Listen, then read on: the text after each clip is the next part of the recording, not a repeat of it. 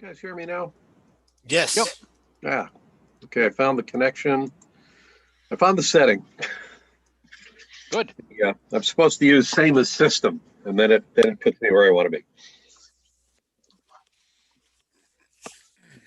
I'll pretend to understand what you said, Gus. Just nod your head. Oh, yeah. So on the Zoom screen down where you would mute or unmute your mic, there's a little pop-up menu. And so my mic was set to the mic that was on my headset, but there is an option that says same as system. And when you do that. Oh, yeah, I've never seen that. Yeah. Hmm. Every one of these has a special place that gets you to your settings, but every one of the software packages is different, and then they put them in different spots depending on whether you're on an Apple or a PC type thing. I had a meeting on Adobe connection a week or two ago, and that was it was different enough that it really did throw one off. Yeah, we do Zoom, Microsoft Teams, WebEx, and I don't think I've had to do Adobe in a while. I didn't like it myself. And usually I like everything Adobe. Mm-hmm. I like Acrobat a lot. Yeah. Yeah. So it's after 7 according to my computer. Are we ready to go? So this is the Board of Selectmen meeting for October 2020. And I will start by reminding everybody that the meeting, all our selectmen's meetings get recorded. And I will read the emergency proclamation. Pursuant to Governor Baker's March 12, 2020 order suspending certain provisions of the Open Meeting Law, General Laws, Chapter 30A, Section 18, and the Governor's March 15, 2020 order imposing strict limitations on the number of people that may gather in one place, this meeting of the Medfield Board of Selectmen is being conducted via remote participation. No in-person attendance of members of the public will be permitted, but every effort will be made to ensure that the public can adequately access the proceedings as provided for in the order. A reminder that persons who would like to listen or view this meeting while in progress may do so by following the instructions on the agenda and meeting notice. All votes subject to remote participation and therefore will be roll call votes. And I think we're not following exactly the agenda because we're going to do an Eversource hearing at 7. Chris, Correct. is that right? Yep, let me promote Jackie, who is going to make the presentation this evening. Okay. Should I read the notice? If you can read the public hearing notice first, that would be great. All right. So the following public notice was placed in the, I guess it's just called the press now. Yes. Right. The press of Dover, Sherburne, and Medfield. Legal notice in conformity with the requirements of Section 22 of Chapter 166 of the General Laws, the Medfield Board of Selectmen will hold a public hearing virtually via Zoom on Tuesday, October 20th, 2020 at 7 p.m. upon petition of NStar Electric Company, DBA Eversource Energy, for obtaining a grant of location to install approximately 365 plus or feet of conduit at PMH 27358 and install PMH 27358 at North Meadows Road, approximately 550 plus or feet west of Hospital Road. The purpose of this installation is to provide electric service for Algonquin gas rectifier. All town boards and interested parties will be given an opportunity to speak at this hearing. Osler L. Peterson, Chairman, Board of Selectmen. And just for the record, he pronounces it Osler L. Peterson. And I usually get that right too, Pete, and I apologize. So my dad and I probably mispronounce Osler. He was named after a Canadian physician named William Osler, and their family says Osler, but we say Osler. So I apologize for the error. Not a problem. Everybody says it differently. I'm the only Osler you'll ever meet. So we have our representative from Eversource. Yes, good evening, Jackie Duffy from Eversource. Thank you for coming. We'd like to install 365 feet of conduit from pad mount 27358 and install a new pad mount 237-358 for the electric service for the Algonquin gas rectifier.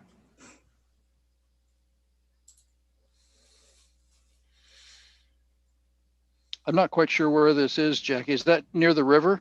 It is near the river, and what they want to do is get rid of the overhead that is out there. They want to get rid of the overhead lines. That's why they're putting the pad mount out there. They have to get rid of the overhead that's in the woods. Right now it's being fed overhead. And what is the Algonquin gas rectifier? What that does is it controls the gas lines. It's like, so that does the electric, so that doesn't, it stabilizes it. So the Algonquin gas line comes in by the overlook up at the state hospital, but I lose track of it after there, but it looks like it would be going down towards the train trestle tracks. And then it goes under the river, I know, at some point. Yes. Do you know where it goes under the river? It looks like it says now or formerly Old Harding Street, if that helps.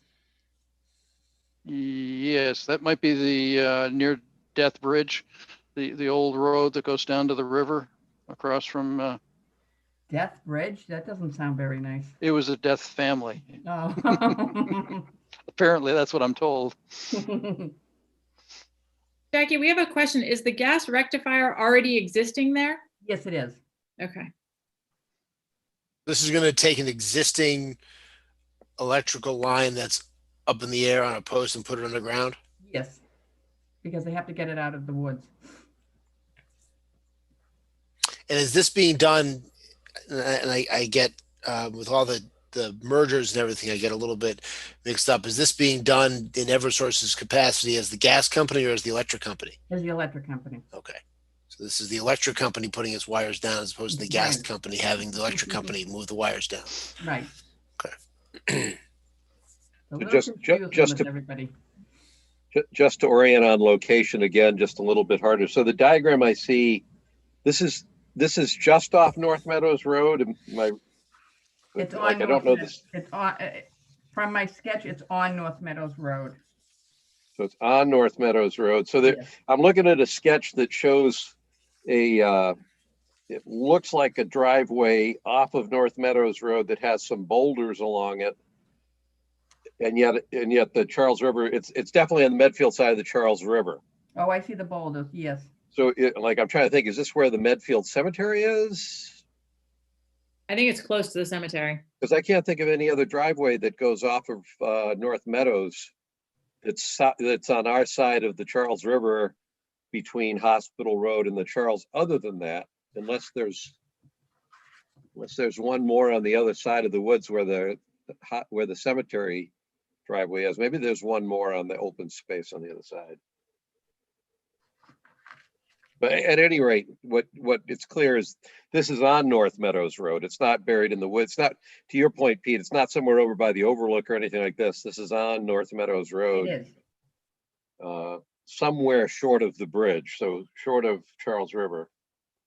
And I'm trying to, it's amazing, you drive by a place bunches of times and you have a picture. It seems to me that there's a small building in the clearing after the woods where the cemetery is. If you head toward the river, as I recall, there's a small, maybe brick building that's well off the road in the open space, in the field area there.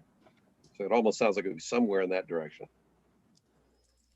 I think those are the part of the water system from the town, Gus. I always assumed that was the case. So this wouldn't be that far off North Meadows. I'm just trying to place where this is on North Meadows Road. That's all. So on the sketch that I have from the engineer, it doesn't look like it's, I would say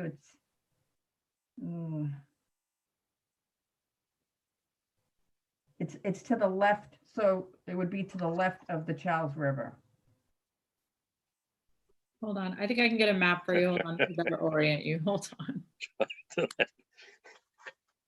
So it's 1,328 feet to the Charles River, town of Sherborne. I don't know what sketch I think you have the plans that we sent. Yeah, we have I think this Yeah. is the So plan. if you look at it, it says approximately 1,328 feet to the Charles River. Yeah, you're right. That's the one I'm Yeah. looking at. So Yep. that would probably be the driveway into where the cemetery is. Cemetery. That's what it looks like on the Google Maps, and there's nothing else. I just sent Nick a map. Nick, if you want to share the map I just sent.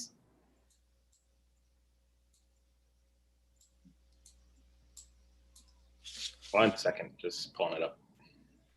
And while that's coming up, so if I'm looking at that pad base, it says it's replacing an existing splice box. So there's already some sort of a utility point there, and you're just replacing the nature of that utility point, right? Yes, we need to put a pad mount transformer out there. Oh, I thought I lost you. Okay. Let's see.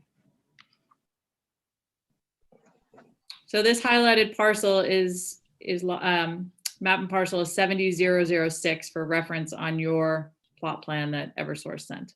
Yeah, the DMH parcel. Yep. Yeah, so it's Because they kept the cemetery. yeah. Okay.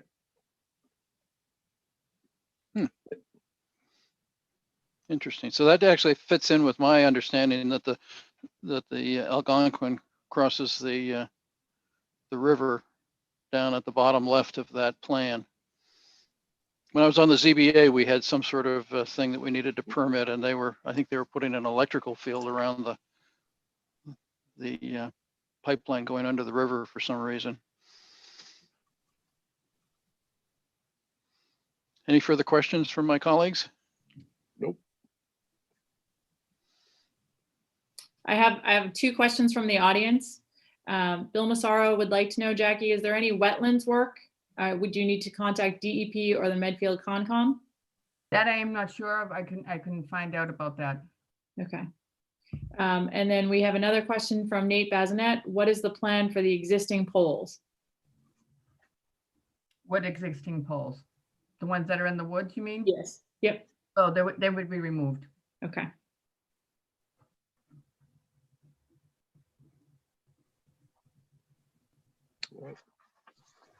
Do we have sufficient information to go ahead and make a motion on this? I do. Yeah. I do too. Okay. Take it away, Mike. We lost our motion man. See, he's still connected. He just killed his video. Maybe he killed his audio too.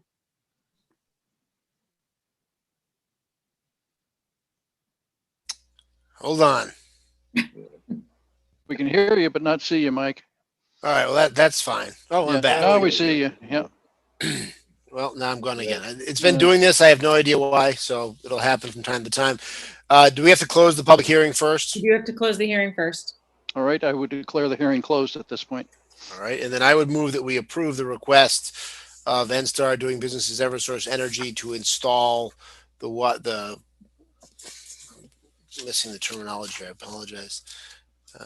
To install the conduit in the public way as requested on North Meadows Road. Second. Mr. Peterson, Yes. Mr. Murby, Aye. and Mr. Marcucci, aye. Can you also authorize the chair to sign the documents as well? And I would move that we authorize the chair of the Board of Selectmen to sign the documents to effectuate the approval just provided. Second. Mr. Peterson? Yep. Mr. Murby? Yep. And Mr. Marcucci, aye. Thank you. Thank you for coming, Jackie. Thanks, Be safe, everybody. Thank you. And we're going next, I think, to Representative Denise Garlick. We are. Let me bring Denise up. And Denise has a 15-minute presentation.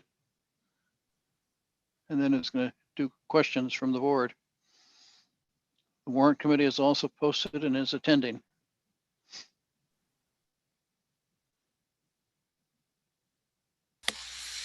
Hi, Denise. You're muted. Muted. I'm buying us all those t-shirts. So I don't know. I have a friend who's getting a puppy and I think she should call it Zoom, but maybe she should call it You're Muted. So good evening to everyone. Thank you for allowing me to come. I wanted to do a brief presentation for you on where we are presently with the budget. We have some slides and Christine has them, and I'll ask you, Christine, to advance them when we're ready. But I just wanted to kind of frame this for you. I think I'm going to speak for about 15 minutes, and then I'll answer questions as long as you need me to. I'm hoping I have the kinds of answers you need, but there's so much that's so fluid right now. I think I might really be gathering your questions to get further information. But I wanted to speak to you briefly about where we are now, what the Medfield numbers are for Chapter 70 and for local aid. The budget that has recently been filed within the past week by the governor and our understanding about that. Some of the concerns and flexibilities we might need for our municipalities, and then briefly talk to you about what legislative things have happened and the intersection of the state and fed. So Christine, if you would help us just get to that next slide. I think the best way to set the table for you is to let you know the economic indicators as we now know them. I believe that I spoke to you several months ago.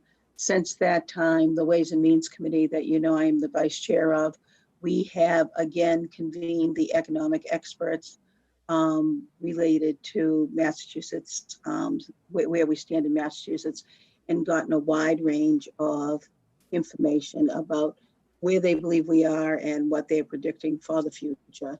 But what we know for sure is that we've had a 13.4% decline in our real gross domestic product.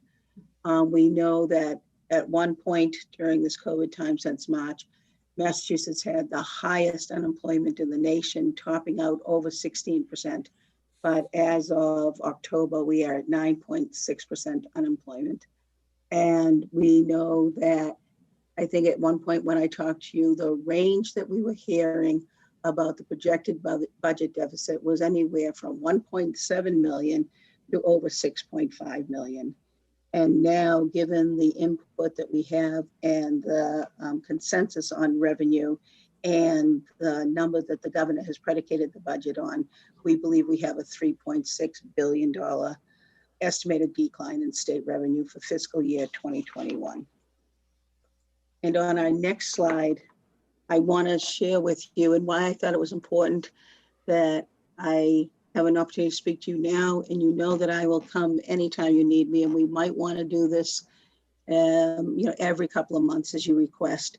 But right now, what's happening with the Ways and Means Committee is we are actually closing out FY20. At the same time, we are now writing the FY21 budget. At the same time, the minute that budget goes into print, we begin working on FY22 on that budget. So there's such a confluence of all the information and what's happening. I wanted to let you know that this might sound crazy, but there has been great wisdom in this on one hand, and maybe on the federal side of the equation, it didn't work out as well. But the patience that we were able to exhibit, and in working with the governor and doing those short-term budgets that we were doing, was just moving the Commonwealth sustainably and with some stability, moving us so we could get further down the road, because like everyone in the Commonwealth, we've never seen a worldwide pandemic come home to us before, and it was so hard to predict what the impacts were going to be and for how long. The patience actually played out, because had we tried to move on the budget when we believed there was a greater than $6 billion budget, I think that would have been tremendous cuts. It would have been instability for our towns and our cities.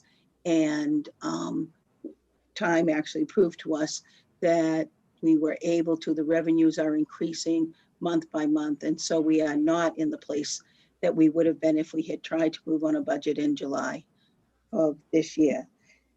The way it didn't work out so well too is we were also trying to move the ball very slowly, very carefully, in the belief that we had seen the CARES package come through from the federal government, and all of the discussions about a second package, which they're using the acronym HEROES on it. We kept believing we were going to see that. And for anyone, and I know how closely the people that would watch the Medfield Board of Selectmen meeting are also following the news, that it's been a roller coaster of whether there's going to be another package, if there's not going to be another package, and who's going to get it and what's it going to be for.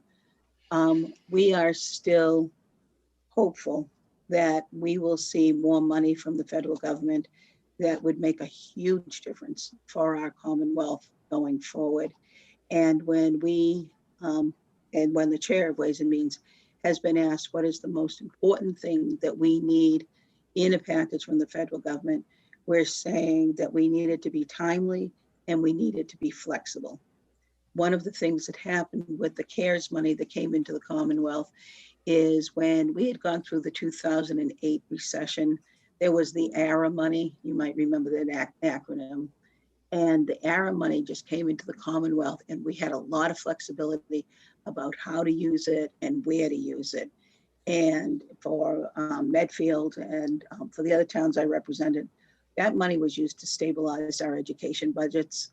And we were able to come through that time with a pretty secure education system in the Commonwealth. The CARES money that we got, that first federal package, came in with a lot of strings attached to it. So even when it sounded like there was money there, it was hard to really connect that money to the needs. And there's still money that Commonwealth has related to the CARES money that we haven't been able to exercise yet. So we're looking for a timely infusion of money, and we're looking for flexibility with it. And when you look at this scenario about closing out, writing the FY21, planning for FY22, you know that when we talk about a $3.5 billion deficit, that there's only three ways that we can deal with this. You can either cut services, you can use the stabilization fund, or you can try and increase revenue. And we can talk a little bit about what that looks like for us. I have spent the last 5 or 6 days in meetings with the elected representatives and hearing from them what issues are most important in moving the Commonwealth forward.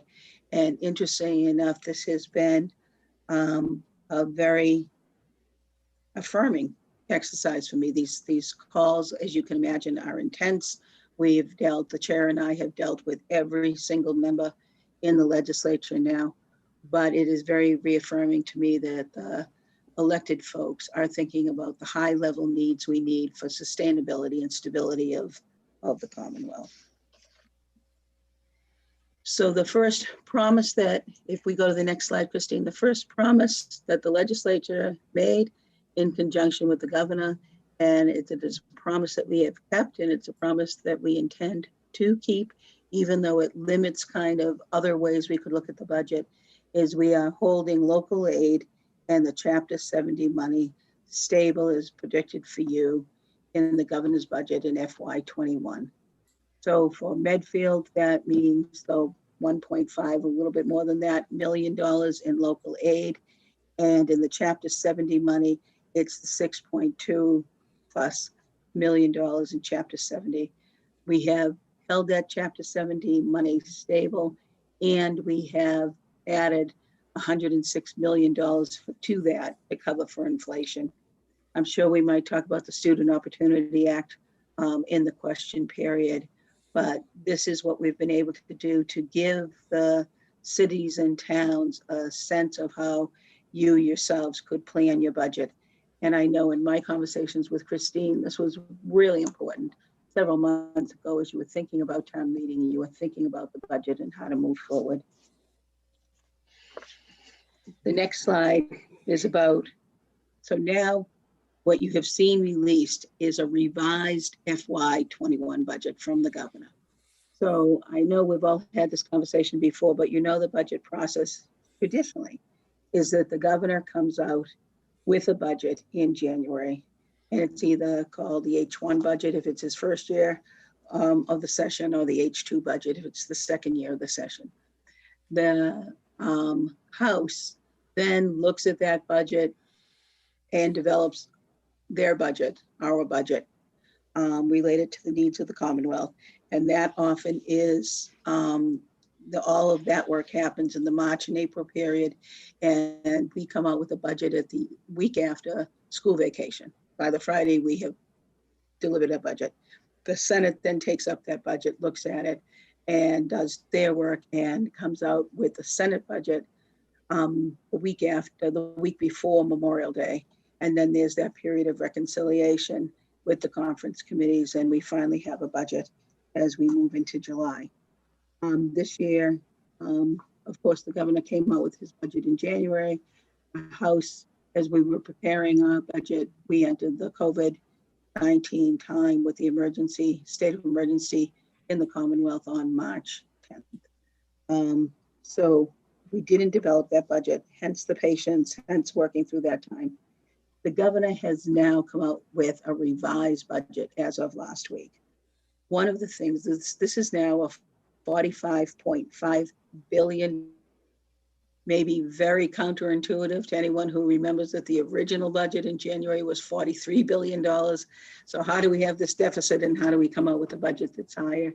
The delta of that money is really around mass health, enhanced services, and we get federal support for that. So the budget is really the same, although the money looks like it's higher. And we have a stabilization fund. Massachusetts, for the size of our population, has the largest and strongest stabilization fund of any state in the nation. So our stabilization fund is about $3.5 billion. The governor in his proposed budget wants to exercise 1.35 billion of that stabilization fund. The House is very thoughtful about this as we're beginning to develop our budget, and we're trying to figure out if that is enough. But what we know is that from the Commonwealth's history in the recession of 2008, and even if you go back to 2001, and then in these myriad of calls that I've been on, some of the reps are going back to 1990. But we know that it's wise to use a percentage of the stabilization fund, but not to use all of the stabilization fund in this first year. And so I believe that we will see the House, the governor's at 1.35 billion. I believe we'll see the House in that ballpark, and with the sense that, as I'm sure Christine is already thinking about, we need to develop this FY21 budget, but the FY22 budget is causing lots of sleepless nights, I'll tell you that, for many, many people. So we need to keep money in that stabilization budget. I told you that one of the ways you build a budget is you can either cut. Everyone that I am speaking to is reticent to cut at this time. And this is my words, and it's nobody else, but I've been trying to capture this. I feel like we are in a prolonged acute phase, right? So we don't have a chronic problem. We don't have something that we can't see an end to. We have an acute problem. We just don't know for how long we're going to have this acute problem. So to the extent that we can sustain the Commonwealth and keep it stable without cuts would be a goal. And the other way that you can, of course, build a budget is to raise revenue. I don't see the appetite for that right now in the general public. There's certainly some people that are advocating for it, but I think there's a great deal of financial and economic angst. People themselves don't know how long this acute prolonged period goes on for. And for the sake of the House of Representatives did take a revenue vote in March on the transportation bill when we voted to increase the gas tax. The Senate did not follow that at all. So there's no additional money for transportation. And I think our belief is that what we're hearing outside the building is a reticence to raise taxes at this time. And what we're hearing inside the building is we didn't have a willing partner even for raising revenue for a very targeted cause like transportation. So I don't believe that that's what we're looking at this point in time. So on our next slide, does talk about these FY21 budget, the areas of major concern. And you don't need me to read through that to you. I'm sure these are concerns that you have for all of the people of Medfield in a variety of different ways. What we do know is that the COVID-19 pandemic has exacerbated many of the issues and concerns that people have, and it's illuminated some of the real weaknesses in our system. And I don't have it on here, but I want you to know that very close to my heart, and what I also advocate, these are the things that I'm advocating for in the budget. What I also advocate for is around Department of Developmental Services and the Department of Children and Families. So that brings us to those key legislative actions. And I'm certainly open to any questions you want to ask me about these things. But the eviction and foreclosure moratorium, I was on a call with Secretary Sutters and Secretary Keneally today around the work that the administration is trying to do after having lifted the eviction moratorium and where those monies are. And, you know, there are people in Medfield for whom I am deeply concerned and have already reached out about that issue. So if we went ahead and talk about this eviction and foreclosure moratorium. Healthcare resiliency. This is a bill that is currently being negotiated in conference committee. And I know it seems like a long time, but it's taking a long time. I don't know what else to tell you. But one of the things that I believe we're going to see is tremendous support for telehealth, and telehealth in a very targeted way.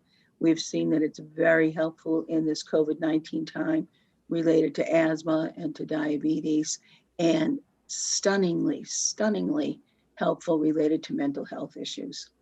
And I would tell you as a nurse, you know, for so many years, it would have been hard before this pandemic time to convince me that an engagement between a provider and their patient, a nurse and their patient, a physician and their patient would have been as effective in telehealth as it would be in person.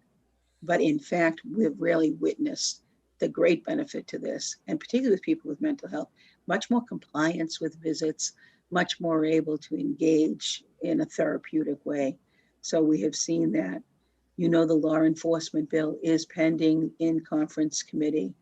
And we can talk about that and the work that was done in the House in conjunction with the Black and Latino caucus and holding true to that. We worked on voting rights and election security. This accountability for vulnerable children and families is the DCF bill, and I am the House author of the DCF bill, which was an initiative from the speaker to me as the vice chair of Ways and Means, because I am making the case to every cell in my body that the vice chair of Ways and Means is a position that has great capacity sitting at the nexus of policy and budget. And in fact, in writing this bill is proving that case. And the Clean Energy Roadmap is also in conference committee. I suspect we're going to see many of these things, I am hoping and praying, surface as soon as we can get through the presidential election before us. On the legislative flexibility, I just wanted to let you know, and if you all could help me with this, I would appreciate it. This is, we had talked about the main boxes here the last time I talked to you. And I think I had a chance to tell you that I have filed I am the sponsor of the SAFE Act that was filed and passed and signed into law in April. And SAFE stands for the State Plan for Public Health Excellence. And it was about building in more guidelines on certification for our local boards of health and training and providing resources for that and making it much easier for them to engage in either regional, banding together with other local boards of health, or regional and developing regional local boards of health. And I've worked on this bill since 2014. There was a bill prior to this, a commission. So it wasn't directed by COVID, but it became incredibly valuable because of COVID. And now we are looking at the second rendition of that bill, because one of the things that we've learned is that a great deal of responsibility was placed on local boards of health. And in the Commonwealth, there's 351 local boards of health. They come in 351 different shapes and sizes. Some are really well resourced, some are really well staffed, some not so much. So, so we learned that, and I'm continuing that work. And the next one is the future concerns about flexibility. And I had a chance to discuss this. You're my first Board of Selectmen, I want you to know, my first Board of Selectmen I'm doing this presentation for. But I did do this presentation for the Needham Finance Committee. So in Needham, their Finance Committee is Medfield's Warrant Committee. And the Finance Committee was talking about things that might not be money, but flexibilities that might be really helpful. And so I am bringing forward these three first ideas, to the Joint Committee on Ways and Means for consideration. And I thought if you all had other things, but one was just the ability to move money from one line item to another through the vote of the Select Board and Finance Committee instead of calling town meeting. And I think there'd be a lot of thought about how that would be structured, but that might be really helpful to renew licenses and delay inspections of low risk activities. One of the things in the town of Needham is the Board of Health inspects the prepackaged foods sold at gas stations, right? So maybe that's something that we can delay while we're trying to give flu vaccines and meet the needs of the constituents. And this one around allowing the schools to negotiate alternate payments when services aren't provided is really related to transportation. And one of the things, and I'm sure you've heard from your superintendent, is the schools have had to pay a tremendous amount of money for transportation, even prior to September. But as we went through March and April and May, when no transportation was actually taking place. I do have a bill called an Act Relative to School Operational Efficiency, and it's based on this same idea. And I worked with the superintendent of Needham, Jeff Marsden from Medfield, and Andy Keogh in Dover, the three towns that I represent. And this is one of those bills that, it's the ultimate nerd bill, but it's around, can we get some flexibility? One of the things is presently under state law, the schools can't buy multi-year subscriptions to textbooks that they might be using online or something like that. Could we do that? It tries to change the procurement levels so that one of the examples that we used were around the batteries used to that were needed for one of the devices in the classroom that we had to go through a certain vendor in order to get that when, right down the street at Staples, they were selling for less. So we were trying to do that. There's a little pushback on the procurement piece, but these other pieces, and to allow the school to have an enterprise line around, I believe it was around transportation and what that could look like. So I'm really open to those things. I think I would be a hero if you gave me ideas that could save us money and not cost us money and help us to stay stable. So at any time that you want to weigh in on that. And then I just wanted to go to the next slide. And this is the slide about the intersection of state and federal support. So this was the CARES Act. So the town of Medfield received 1.1, a little bit more than that, $1 million through the CARES Act and through the formula on the Coronavirus Relief Fund. The Medfield schools received about $585,000 through the Elementary and Secondary School Emergency Relief Fund and those grants. And the federal CARES money, this is a concern, has to be spent by December 31st, 2020. So when you're checking your accounts, I can check in with school superintendent as well. We have to make sure that the money that was allocated to Medfield is exercised before December 31st. The school nutrition, the federal government, in my opinion, has been an unpredictable partner in much of what we were trying to accomplish since March. But the USDA, as a member of the federal government, has been an absolute stand-up hero. And one of that was extending the child nutrition waivers to allow schools to continue serving free meals to all children. I'm actually working on an issue right now where the USDA was sending fresh, nutritious food. And I know an individual who runs a program for 43,000 veterans in the Commonwealth, and they were getting these boxes of fresh food. But we've just been notified that that program ends October 31st. But many of the things you've heard about in Chelsea and in some of the other areas with great food insecurity, the USDA had really stepped up on that issue.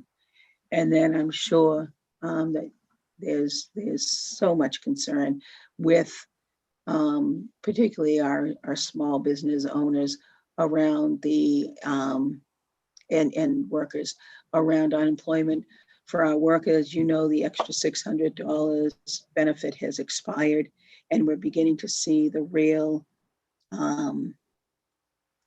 impact of that. For many families, that $600 did make a difference. And then the money around authorizing the $300 a week for 3 weeks used FEMA funds, not the other funds that had been used for that $600 benefit. And there's a lot of strain and stress on FEMA. They're beginning to move, the feds are beginning to move a lot of things that we thought would be paid for with CARES money or with HEROES money into this FEMA account. So we have a question about that. So the big question is, what's going to happen around the federal aid? What will it look like? And a lot of the FY21 budget, but more importantly, the FY22 budget is going to hinge on that question and how we move forward. And then the next slide is just an advertisement. So anytime we put up a report every Monday and Thursday, you might know, I hope you know, between March and the beginning of July, we put out a report every single day with new information we had, and we're trying to link the state information in a really readable way to the needs of my constituents. And we were highlighting what was happening and the tremendous work that was happening in Medfield and Dover and Needham. And now during this time, we've moved to this Monday and Thursday report. But anything you want us to be sure that is in that report, you know, absolutely we'll get it there. And I'm hoping that it's a good tool and that people can use that tool. So having said that, I'm hoping I stuck to my time frame. I'm open to any questions, and I'm just asking your patience that questions are abounding everywhere. Answers are pretty scarce. But I'll take notes on anything you tell me, and I'll do my best to get you information or to act on the things that you're asking me to act on. Thank you very much for coming. Of course. Sounds like I'm getting an echo. Well, it's gone away now. Gus or Mike, do you have any questions for Representative Garlick? I think, there's a lot of moving parts here, Denise. Thanks for the briefing and also for all the work you're doing.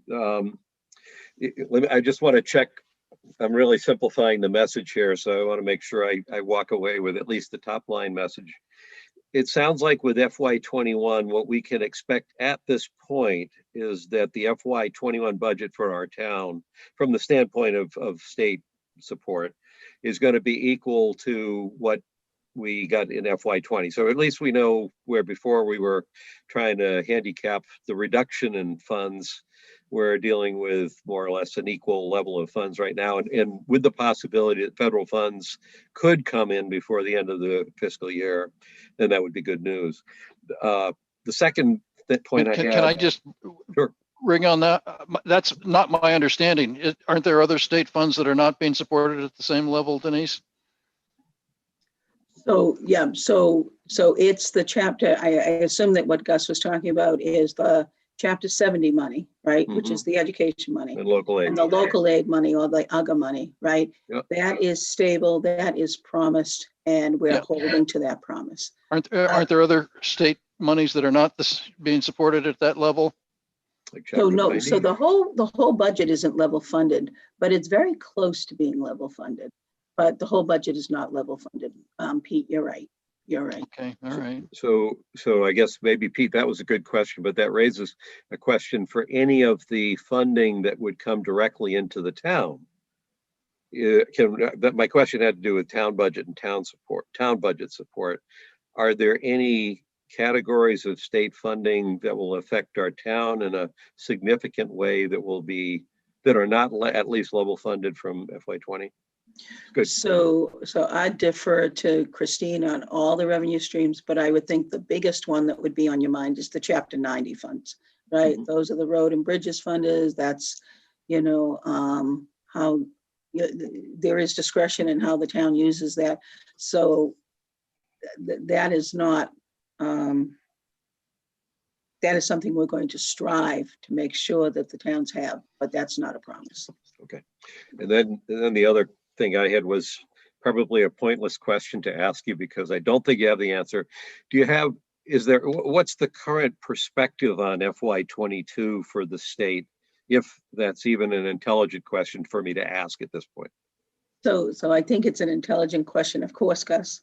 I would expect that of you. That's not a guarantee with me, Denise.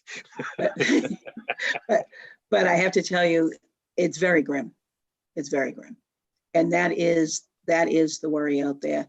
And that's why as soon as we can put this budget to bed, which the hope is that, the governor is saying, let's have it all done by Thanksgiving. That's a short timeline to get something through the House and then through the Senate and then through a conference committee. But it certainly is a worthy goal. But as soon as that's done, then the work begins on the FY22 budget. And that's why this federal package, if it comes through, Gus, we'll know a whole lot more. There's a lot of gaps that we can fill with that. There's a lot of things that we can keep stable. But without that, it's going to be very, very hard. But we will still have another 50% in our stabilization fund. And, and then there might be some breathing room to talk about other ways to sustain the budget. Thanks, Denise. Sure. Mike? I don't think I have any questions beyond that. I mean, my biggest question is when this sort of handshake agreement will actually become a law that will compel the Commonwealth to provide this money to cities and towns. And it sounds like it's certainly going to be after the election. Right. And hopefully sometime in November or December. Right. And the governor is likely going to file a bill for November to cover the Commonwealth's November budget. But I don't think you've had a shortfall at all, right? You're just getting it piece by piece by piece, and it's hard to build on something like that, or for you yourselves to project, what that would be like. But there should be one more short-term budget in November. And is there any discussion of taking some of the various, I think about it because we read it at the beginning of every one of our meetings, taking some of these various emergency orders and turning them into legislation so that they are, not just temporary orders that are emergency orders in place now for 7 months, but actually laws and worked out through the legislative process. So Mike, some of that I think we're going to see, right?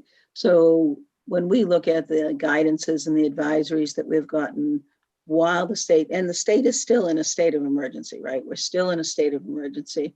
And so we're working off these guidance and advisories, but like the telehealth is a great example of that, right? This is a debate that has raged in the legislature for years. In all the years that I've served, there's been this debate around telehealth, right?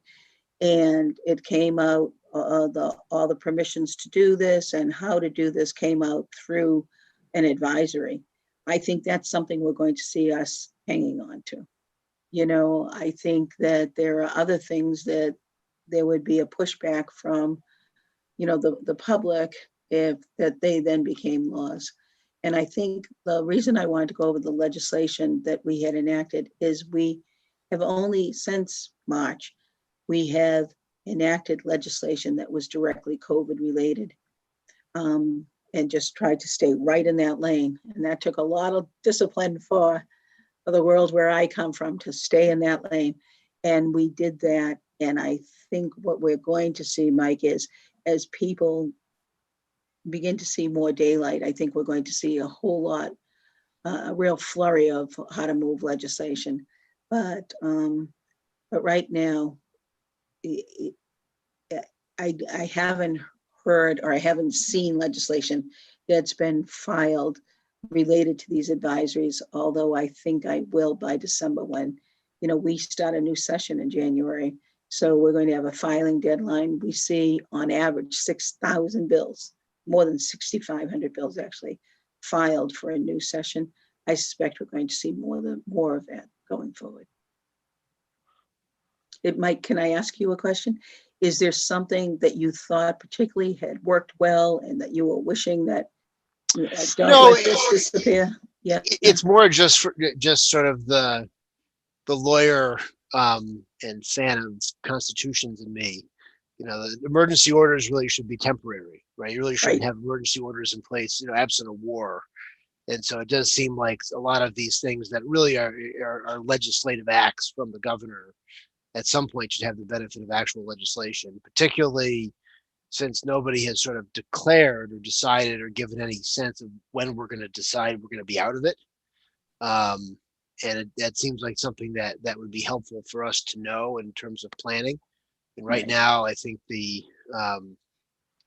no one's going to come out and say that this is a particular metric we'll follow, and then we'll conclude we can take these following steps or what have you. And all of that seems to me like it's a legislative act to decide that and to set some of these parameters. I mean, it's fine for the governor to do it when you're in a state of emergency, but if we're gonna take a more kind of extreme view of what the end of this will be than was originally planned at the outset when these orders were put in place, that seems to me it should be a vote, a law of the legislature deciding that in conjunction with the governor rather than sort of punting it to the governor to adjust from time to time. It's not a criticism of the governor. I think he's done an excellent job, but at some point, a legislative act should come from the legislature. So I agree. I'm not necessarily looking to formalize permanently, but if the idea is, we're not gonna return to some state of normalcy until the disease is eradicated or something, well, then you're talking about another 18 months, and we shouldn't operate under emergency orders and advisories for 2 years. I mean, at some point there should be even if it's an act of the legislature that's adopted and only in place for a year, it's better to have that come out of the legislature and be adopted into the Massachusetts general laws than be governed by advisories and emergency orders and the like. So two thoughts on that, Mike. Number one, I agree with you wholeheartedly, right? I want to reassure you the legislature has not punted things to the governor. The governor, with the power of the state of emergency, has this control and has used that control. But I do think that we're entering a new time, Mike, where the sense of, well, this isn't getting over. One of the things that I'm engaged in is trying to, the legislature at this time doesn't have authority over some of the ways that the money has been utilized, but we need to better understand it. So in fact, if something should become a law, so really searching for how has all that CARES money been exercised? Who received that CARES money? Were they able to use the money that they got through the formula? And where's the real data on that? And I think that that's setting the foundation for the work that has to be done. But I agree with you wholeheartedly, Mike.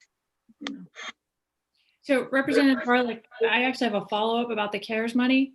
Yeah. So my concern is with it expiring and we having to use the money that was given to us, which we appreciate, by December 30th, it doesn't allow for costs that we know are going to happen in the spring. We know we're going to continue to have additional school needs, additional town needs. So my concern is we're not most likely going to be able to spend our entire allocation by December 30th. What's going to happen to that money when we don't draw it down? So I don't have the exact answer for you, but I would tell you that it reverts back to the federal government. Okay. And I'll clarify that if I'm wrong on this, Christine. But I mean, every way that I've ever functioned, then that's what will happen to that. So there is a lot of work being done to try and get that deadline extended. Okay. But I wouldn't bank on anything these days. I'd only work with what I know today. And to the extent that there are ways that you can utilize that money, if you know that you have costs, if you can document and pre-buy PPE, if you can do those kind of things, I would think as creatively and as appropriately as possible to utilize that money. But I do know that with our congressional delegation, we're trying to get that deadline moved. Thank you. I appreciate that.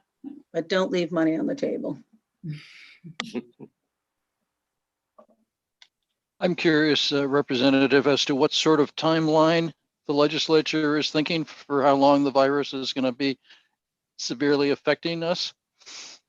So far beyond the legislature's powers, Pete, you know, You don't have a no, plan for a certain number of months or something? no. Our Okay. plan had been to stay as patient as possible to see where we were going to be. And now we're in a place where we have to make these decisions. But I don't think anybody has that answer, Pete. I Okay. really don't. And what I do want to say for everyone who's listening, what we do know is some of it's in our own power.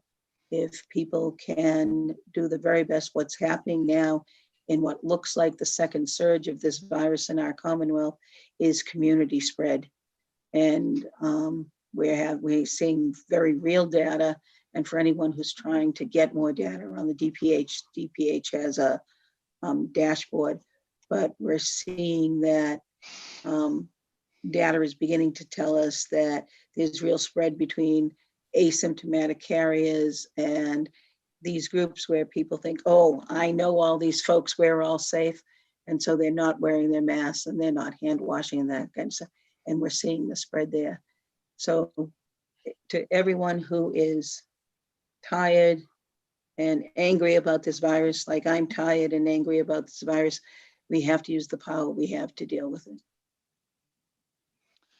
Representative, I was also curious if you could just maybe elaborate a little bit more on what your bill for children and families involves. I wasn't quite clear what the specifics might be. Thank you. So this is a bill to call for accountability on the Department of Children and Families. And one of the things that is part of this bill is around data reporting and how we're getting information from DCF, just as I said we were doing that. And that's pretty extensive around the legislature through the years has oftentimes responded to a tragic incident by demanding a lot of information. Some of that is still needed, some of it is not needed. We're trying to clear off the reports that we don't need, but hold DCF very accountable to the reports that we do need. It contains a foster parents' bill of rights. One of the things that we've seen in this COVID time is that foster parents, like all parents, didn't anticipate the care of school-aged children 24 hours a day, 7 days a week, and the strain that that's put on that system. And so it's getting to be difficult to retain foster parents. And we believe when the COVID time is over, it's going to be very difficult to recruit foster parents.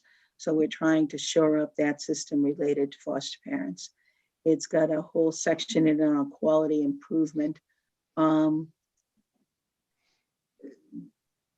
There are many tragic events that happen to the children in the care custody of DCF, some of which make the headlines and some of which do not. But we were able to identify systemic problems that, when combined, were leading to a very tragic incident. So we've put quality improvements into that bill. And then there's other language around the Office of the Child Advocate and how the Office of the Child Advocate works and how the Office of the Child Advocate works, not only in relation to mandated reporters, which is a huge issue presently. The number of 51A reports, which are the abuse and neglect reports related to children, has dropped by 50% during this COVID-19 time. And that is not because our children are safer. It's because the children are not being seen. And so there's language in this bill related to mandated reporters, better training, better reporting for them, and around how to deal with child fatalities. So between us, I can, there's so much that we do that makes the headlines. This bill will never make the headlines. This bill has a great potential to impact positively the lives of the most vulnerable children in the Commonwealth. Yeah, well, it's important that we treat the most vulnerable among us with a lot of respect and give them the services that they need. Any other questions for the representative? Thank you, Anything Denise. else? Anything else, Representative, that you want to share with the residents of Medfield? No, I know how hard everybody's working. I know how hard the staff of the town of Medfield are working, how hard the elected people are working. And to the community groups, you know, I follow very careful the Medfield food cupboard and the strain and the stress on the food cupboard. I know that the Council on Aging is trying to reach out in new and different ways to the seniors in town. And I know that the Substance Abuse Coalition is still working.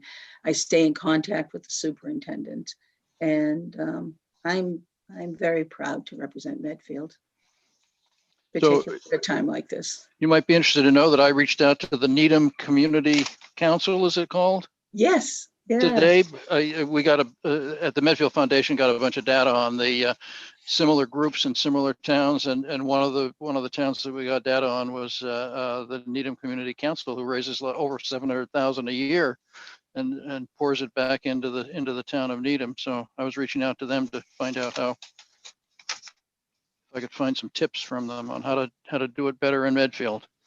Okay, so we'll get them to give you the official information, then call me for the backstory. Their executive director is my best friend. Oh, excellent. Okay. Thank you so much for coming, Representative My Garlick. pleasure. Anytime, you know that. Thank you. Okay. Thank you very much.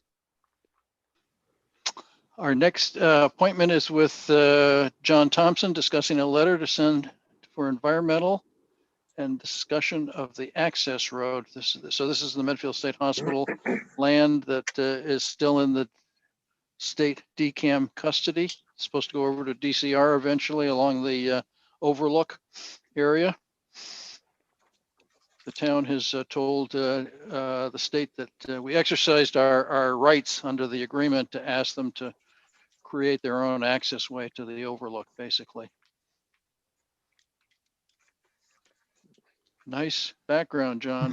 Thanks. You see me okay? Yep. Okay, good.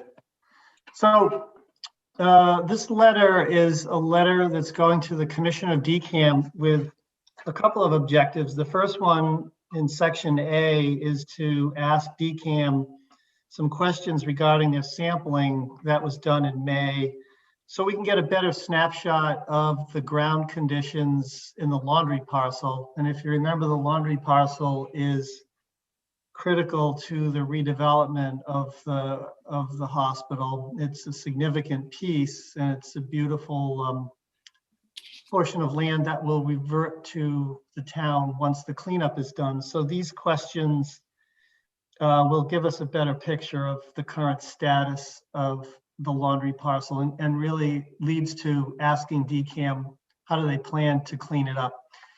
The round of testing that they did in May did show that the area is limited to sort of the front corner of the laundry parcel. They did some testing closer to building 10, which is the tool building. And the good news is it was limited to a specific area, but they haven't told us exactly what their plan is for cleaning it up. We met with them in July, I think it was July 7th. We met with DCAM and their attorney on site, and they said they would be letting us know how they plan to remediate the laundry parcel, but we haven't heard yet. So these are questions just to help us better understand the laundry parcel. Section B is questions relating to asking DCAM to explain where the water table is at when they took their samples, because typically contaminant levels are higher when the water table is low or when the water table is high. It depends somewhat on when the actual release happens. So if you have a release to the environment that happens when the water table is low, the soil is saturated above the water table, and therefore you would get higher concentrations every time the water table goes down to that same elevation. So I'm trying to understand where their water table elevations were with that section B question. The next section is the long-term monitoring and settlement survey. And there's one part of this letter that needs a quick edit, and it's part of this section where it says that they're in the final stages of recording and implementing the activity and use limitation. And the activity and use limitation is the deed restriction that they put on the property that applies to how soil will be used in the future. And unfortunately, DCAM went ahead and filed this activity and use limitation with the registry on October 9th, and they ignored some of the comments that we had requested be part of the activity and use limitation. And for instance, one of the things that they permitted on the property was a school. And we told them we didn't think that was an appropriate future use for the overlook parcel where the activity and use limitation is.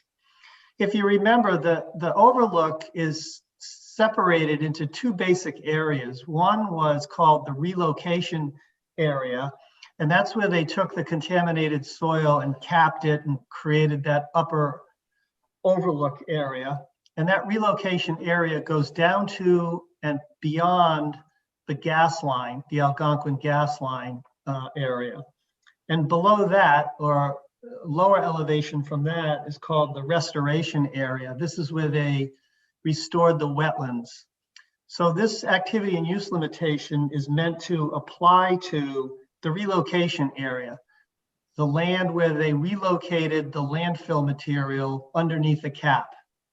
Unfortunately, DCAM has only been cutting and mowing the upper portion of the relocation area and not the lower portion. And if you've been out there recently, it's getting more and more difficult to even see the river at this point. And I don't know if DCAM has neglected to follow the terms of what we agreed to in mediation because of financial reasons. But in any case, it's not advisable to allow trees to grow on a relocation area, because if the trees get knocked down in a storm like we had a week ago, the root balls will actually pull up the cap, and then you can have an exposure to contaminated soil. So we've asked them to explain what their schedule is for maintaining the long-term monitoring and also the settlement surveying. The settlement survey is, there's some steel poles that stick up out of the capped area that the top of which are surveyed to an elevation certain.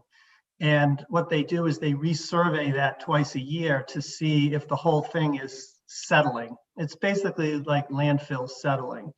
And they really can't do that if it's completely overgrown. And I don't understand how they're able to do the accurate settlement survey, and also making sure that there's no erosion on the slopes with all the vegetation that's growing, especially in the lower portion of the relocation area. So that's what we've asked for in number 4, C4. And then the last section is covers the access road relocation. DCAM wants to schedule a presentation in front of the Board of Selectmen to talk about where they want to relocate this access road that will run from Hospital Road parallel to the lower, or the westernmost tree line, and meets up with the bike rack at the Overlook Park. If you drive into the Overlook, there's a bike rack on the left. And so that was designed in the beginning as a road stub for this access road, which would take away the need for the easement, which currently runs on the western side of the campus. As you know, it runs from Hospital Road through the campus down to the overlook. So DCAM has gone out, I think it must have been a year ago in August, we went out and met with DCAM and walked around in the field. And they had proposed a solution whereby the road, rather than what we had suggested coming up from the base of Hospital Road, they had suggested coming in directly from the edge of that tree line and just following the tree line. And they also proposed putting in a small parking lot closer to Hospital Road. So this would daylight, if you know where the trailer is on Service Road, where the gray trailer that the town uses and I use to help maintain the property, it would be just west of that in that open field. But it would also be out of view from the campus itself. So we're trying to get an easement from being part of when the property is redeveloped, having the public driving through the campus or through the developed parcel directly to the Overlook Park. This way, they'll be able to drive in off Hospital Road. So they basically, DCAM wants to appear before the Board of Selectmen and show them what this plan is before they put the steps in motion to make it happen. I believe that the easement expires on November 5th. I think that's what we put in this letter. And so, I believe we need to just maybe hold off on that until we understand what DCAM's plan is as far as this access road goes.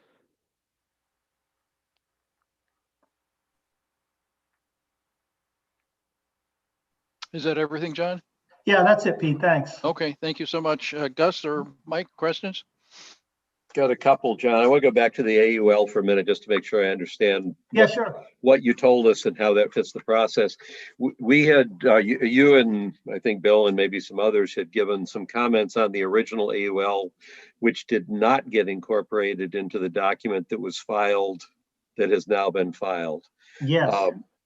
Was that filing a filing for public comment so that there's still time for those comments that you all had to get incorporated into this? I'm just trying to understand what the process is here. There still is time to obtain a copy of it and to make comment. And the question is whether or not we'll be able to get DCAM to respond to us. And I'm hoping that this letter will, we've already put our comments in writing. It's just a matter of making sure that they follow through with the comments that we had suggested were in the best interest of the town. Okay, so the main thing I was asking there is, so the filing was the opening up of some comment period. It wasn't it's a final AUL, but it's not a final filing of the AUL because the AUL that's final can actually be revised. That's what. Yes. That's what I was trying. They did have our comments, Gus, before they. I know. Yeah. Filed this version. So what I guess where I was really going with my line of questioning is, so is this something we have to hammer DCAM on when they come to brief us on stuff?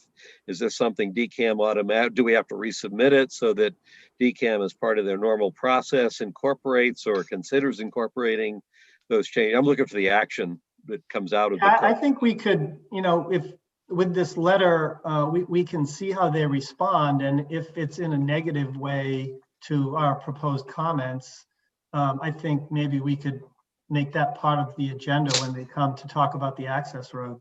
Okay, if that's the case, then is the wording in this letter strong enough around around our comments on the AUL so that they clearly understand we gave you comments, you didn't pay any attention to them, we would still want those change? I mean, something like you can't build a school on the overlake doesn't sound like it's controversial to me.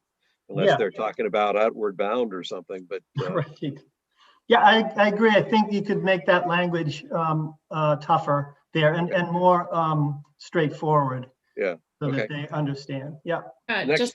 Just to follow up on that before we finish, Bill Massaro just put a comment in that DCAM will have to refile the AUL. if there are changes made. If they take our changes, they will have to refile it. Yeah. Yeah. Well, should have done it right the first time. Okay. Yes.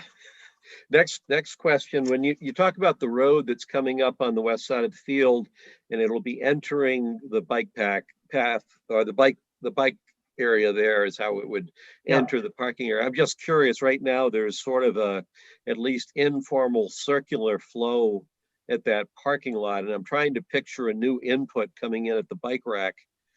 Is there a plan to reconfigure that whole area? I can picture people coming out the bike rack going what effectively is the wrong way on the circle just because they wouldn't know. Yeah. I've talked a little bit to DCAM about that. They did intend to do some reconfiguration there. And I'm not sure if part of the plan was post-development to have a gate installed at the current opening, but they did, he did mention to me that they, at a minimum, wanted to do some reconfiguration and pave that, because if you've ever been down there, you know how muddy that gets and uneven that surface is. That gravel that they put in gets quite washed out, and so there's a big drop on the paved on the return back out to the main road to get out of there. There's on the right hand side of that, there's probably a 6-inch vertical drop on that. Someone's already broken their ankle on that. Okay, oh, right. So that does need to be repaired, and I think that is definitely something that you can talk about when they come to talk, with the selectmen about the access road. Okay, and this may be premature as well. So that's one question I had about the flow. I know we were planning to put a gate between the hospital property and the overlook, which presumably would be a gate we could open when we wanted to, but we keep it closed to prevent routine traffic from automatically getting there. You may not know this, or this may be way too early to ask, but is there does the road as it stands now from the hospital property just kind of stay there and there'll be a gate, or is there some sort of a complete reconfiguration of the road? I think what we envisioned, at least through and Christine, correct me if I'm wrong, but I think what we envisioned was that there would always be some form of access way there. I don't know if that was any advantage from an emergency standpoint, but there was going to be some sort of a gate at the top of that along the town's property line there. But I don't think there was any intention to close that off, so that if the parcel was redeveloped, you would have access as an amenity for the people who were living there and or visiting the cultural. Yeah. So and I think this may be a premature question. I'm just trying to envision how this new road entering in at the bike racks would or wouldn't have any impact whatsoever on the current road coming in from the campus beyond the gate that might go somewhere. Is it, does it all stay the same? Is there some reconfigured traffic flow there? Are they expanding the parking so they're going to, move closer to the campus, or maybe we don't know. I just wondered. Yeah. I think that will all be part of this plan that they put in front of the selectmen, their current plan. They certainly have the room there to work with if they wanted to do any sort of expansion of the parking area. They could definitely do it. There is a swale that channels some water off that parking area. They would simply need to culvert that, I think, at that point. And it's not a lot of water, but you wouldn't want water backing up behind the road there. So they could put a culvert underneath it at that point and pass over it. Okay. And then the last question I had, you were mentioning the ending date for that 1-year easement extension, which is November 5th. Yeah. We won't be meeting before November 5th. And you kind of said, well, maybe we want to, hold off on that. And I wasn't sure what hold off meant. Does that mean we're going to go back into an unofficial extension until we officially approve it like we did this time? I'd go with Christine's guidance on that as far as what she thinks we should do with that. What do you think, Christine? I don't think there's a reason to to not extend the easement at this point. Right. It's beneficial to our residents. It's beneficial for us to have them get back there. If Right. you stop them and tell them we don't have access, we'll never get it cleaned up back there right now. And it's Right. what I'm trying to do. Yeah, well, that was kind of the feeling I had the last time we talked about the easement. I understand there may be a legal reason why they want an easement so that they have reason to believe we're not going to stop them. But as a practical matter, I wouldn't envision us stopping them anyway. So the fact that this expires on November 5th says, okay, so then after that, you're just moving down a road which has public access on it, and we Mhm. promise not to be obnoxious to you, I guess is. And it gets used every day, even during storms, and we don't want an angry mob after us. Right, They right. can't Okay, get to the overlook. okay. So Bill just had a comment that he would condition an extension on their scheduling of the road presentation. They're prepared to make the road presentation. We just haven't had some time on our agenda to devote to that, especially during the pandemic. So I will reach out to them and discuss when they can come at our next available meeting. Yeah, and I would just suggest that we can deal with, like, I don't, Bill saying condition the extension. It's like, why is that just an item of business when they come to make the presentation? Why don't we talk about that as well? I think that works. Anything Okay. else, Gus? That's it. Mike? Sorry. Nothing from me. Then if you could just vote to authorize me to send the letter, that would be great. That's with I just want to make sure the AUL thing is clear enough what we're asking them to do. Yes, I'm going to work with John, and Bill has a couple of other edits, and we'll work with Peg before we send a final draft to that. And I'll send a copy of a final draft to you as well. Great. Okay. All right, I would move that we authorize the town administrator to send the proposed letter as revised with subsequent edits from John Thompson, Bill Massaro, and Town Council Peg Stolfa. Second. Mr. Peterson? Yep. Mr. Murby? Aye. And Mr. Marcucci, aye. John, before you go, can I ask, the DCAM didn't take care of the property that they were administering up there by the overlook. And then Yes. when they did do the cutting, they cut a lot of the plantings that had been put in. And I understand that that the woman who from the garden continuum who had planted it basically is no longer willing to take care of it. Is that the way it's happened now? Well, DCAM hasn't hired her to help with the work as far as the Oh. replanting goes. They were using Weston and Sampson as their consultant for the wetlands part of it, and So Monique got shut out then. yes, and so Weston and Sampson was hired to work on the rain gardens and the plantings. But when we've met with them, they've promised to work on those, but they still haven't. And if you go down to the overlook and look at the rain gardens, even the one right up at the parking lot, it's just an overgrown mess. And Yeah. So I think if DCAM comes before you, it's worthwhile to at least have some discussion of, when are they going to maintain this property the way that they promised in mediation and in all of our meetings and even our field meetings. They've said they would maintain this property and they haven't. And just so I understand for sure, when you're talking about the overgrown nature and not being able to see the river, that's when you're down at the lower walkway. Yes. The weeds are up over 6 feet down there, and Yes. yeah, okay, and that should all be cleared out. But there are plantings in there that they shouldn't be cutting. That's right. I mean, Okay. they spent over 6 figures on plantings that they've now let go fallow, and so they're overgrown and there's a lot of weeds. And the gas company has done a better job maintaining the easement than DCAM has maintaining the relocation area. At least the Yeah. gas company has cut it every other year. Yeah, okay, thank you. That's all for me. John, Appreciate your John, comment. Yep. one other, this is slightly off this topic, but not entirely. And I don't know whether you have any insight. The DCR field that's behind the Chapel Hill Landing development? Yes. Do you know that I happened to be walking back there 2 weekends ago. Took our dog out that way to get over to the hospital.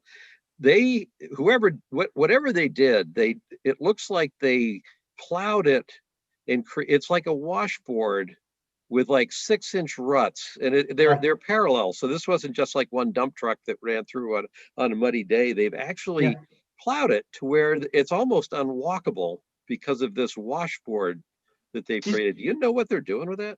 Well, is that recent, Gus?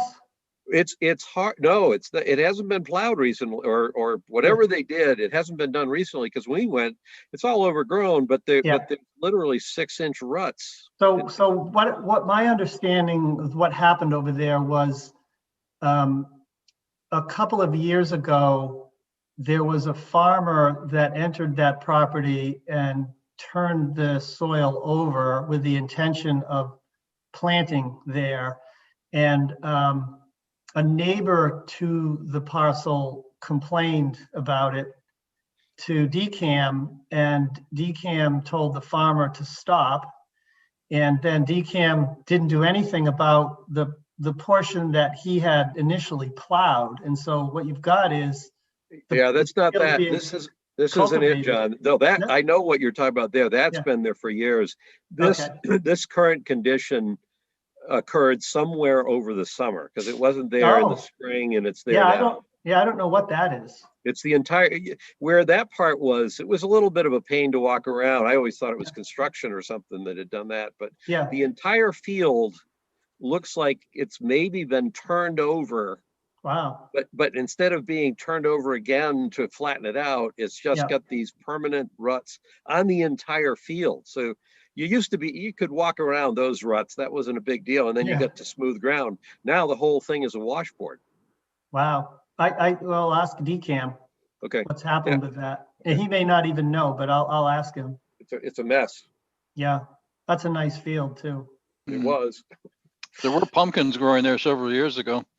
Yeah. Very good soil. Yeah. Yep. Thanks, John. Thanks, John. Appreciate it. John. Thanks, everyone. Night. Night.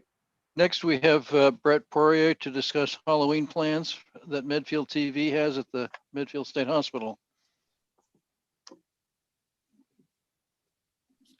Board of Health has already weighed in and has no issues. Hello, everybody. Hi, Brett. Hey, Brett. I got a bit of a new do. We just did St. Baldrick's Day, which raises money for children's cancer. And in the name, you shave your head. And then I had a nice beard going, but we actually raised over $1,000 tonight during the live broadcast. So I shaved to a mustache as well. So it was an awesome night that we just finished up. So you're making a plea. You're making a plea to the chairman of the Board of Selectmen to kind of stand up for the town. Yeah. This is great though. So so we have Halloween. We just went to the Board of Health with it. We did have some questions. They cleared up some things for us. But I just walked the path with John Thompson. I saw that you just had him on talking about just some of the things that we should look at as far as the field and what we're doing. He was okay with the plan that we have. The Board of Health obviously is okay with the plan that we have. But any questions you guys have, I'm here to answer them.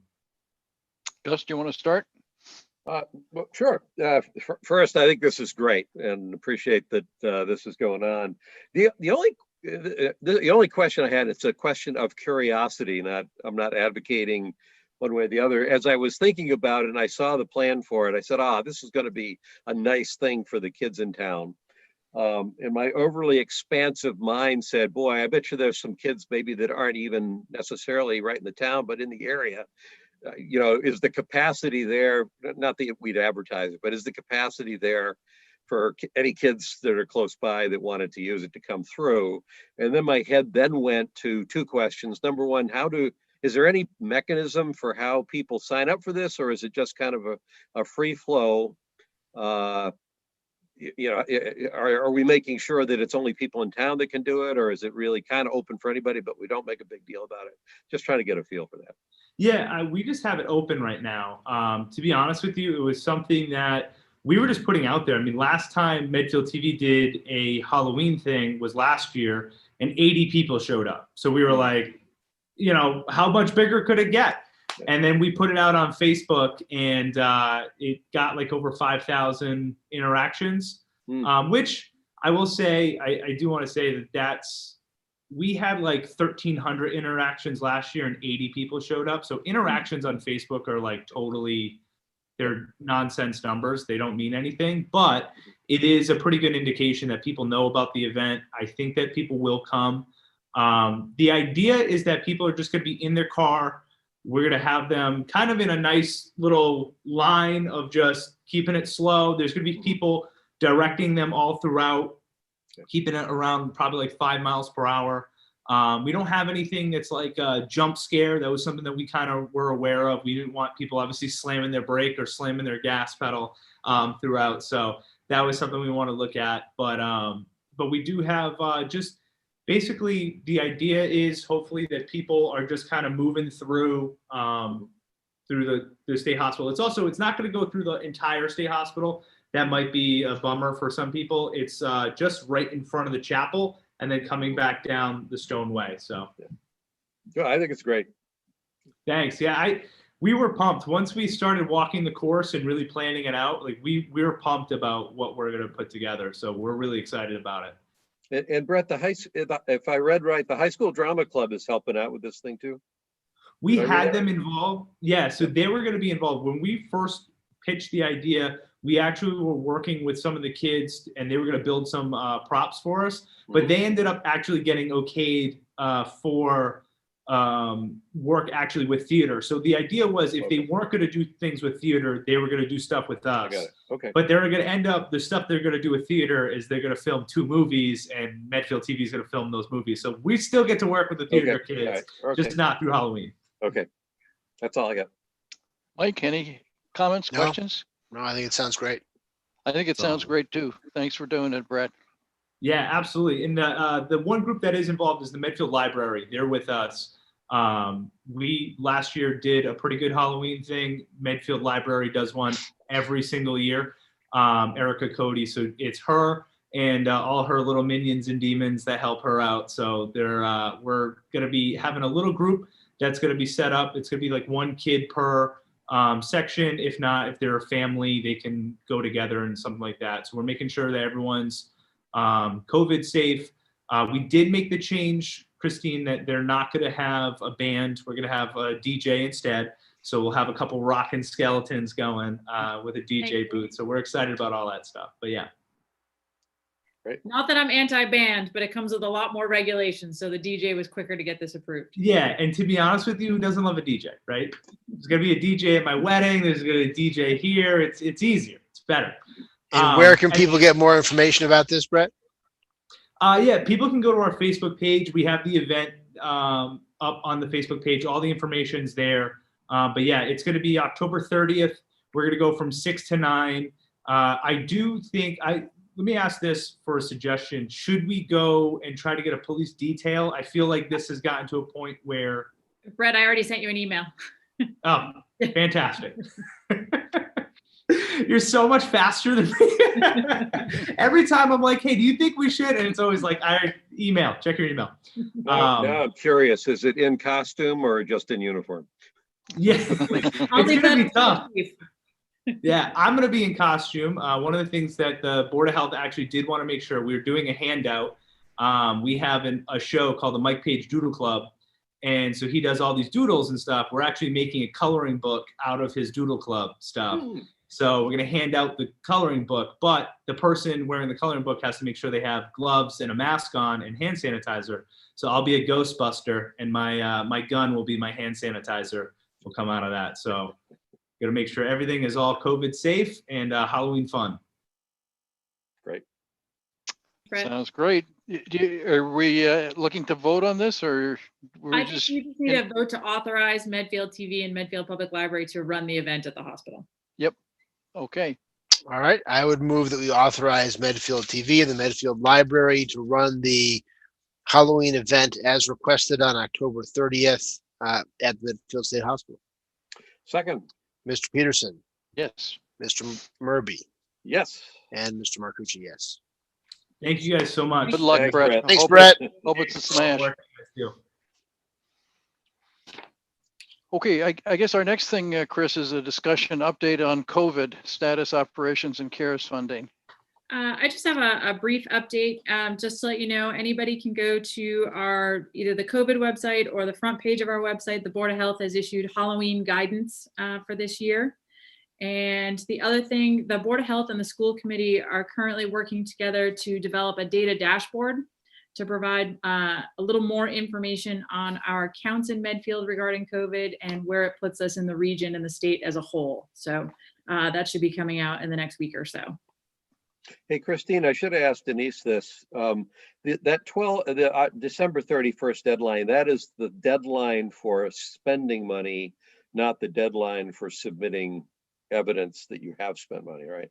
So it's not a submission for, it's not the submission for the authorization, it's the actual expenditure. Sort of, yes. We have to draw the full amount of money down before the 30th. Okay. Yeah.